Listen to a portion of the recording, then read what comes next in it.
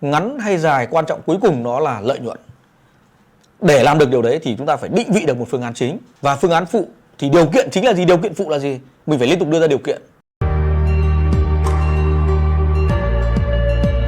Cho nên đấy là một cái thứ hai liên quan đến lợi nhuận. Thì như này, ngay kể cả Promax nhé, ngay cả Promax là nó phụ thuộc vào tính cách của từng người. Nó phụ thuộc vào tính cách của từng người. Chứ nó không cái phương pháp là một chuyện.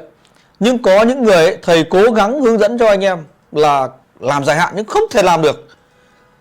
Hoặc là tại thời điểm hiện tại chưa làm được, hoặc là ngay bây giờ là chưa có nhiều trải nghiệm để mình cái bản lĩnh của mình có thể nắm giữ được.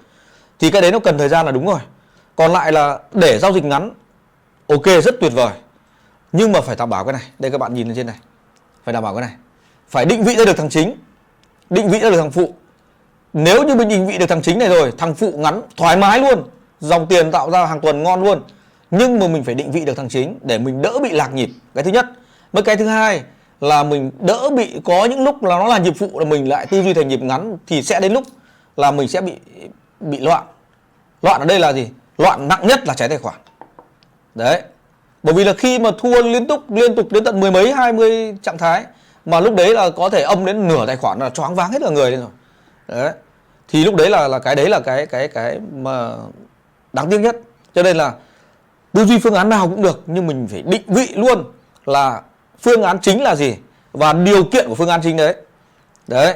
Và thứ hai là lúc đấy mình sẽ chỉ ra đâu là nhịp phụ, và nếu là nhịp phụ thì TP ngắn. 10-15 giá rất ok mà, trung bình của thế giới mới đạt được. Trung bình thống kê năm 2016 là nhà đầu tư chuyên nghiệp mỗi một ngày nó được 3,5 giá. Thống kê của năm 2016 đến trước đó. Đấy. Còn từ 2016 đến giờ nó chưa có cập nhật.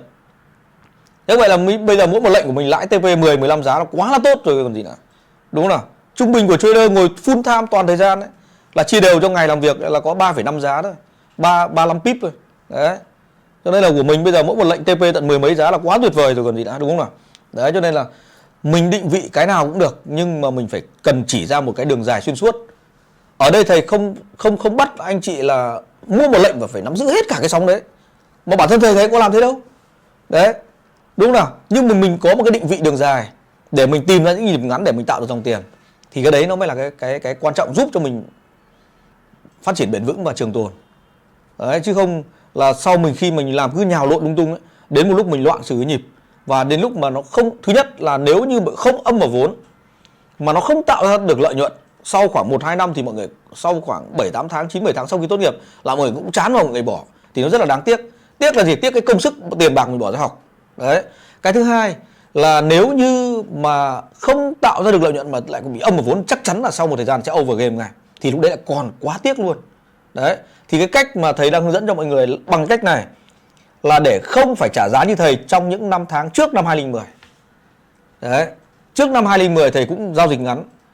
Giao dịch ngắn trong ngắn hạn rất ok, nhưng mà trong dài hạn có thể là 6-7-8 tháng không kiếm được tiền đâu. Anh chị em lưu ý điều như vậy. Đấy. Đấy, cho nên là đấy là cái mà đúc kết bằng xương máu rồi. Cho nên là anh em cố gắng làm thế nào để nhìn nhận ra được hai cái đó, để giúp cho mình có cái bản lĩnh ngắn hay dài, quan trọng cuối cùng nó là lợi nhuận. Để làm được điều đấy thì chúng ta phải định vị được một phương án chính. Và phương án phụ thì điều kiện chính là gì, điều kiện phụ là gì? Mình phải liên tục đưa ra điều kiện. Đấy. Thì như thế là ok nhất.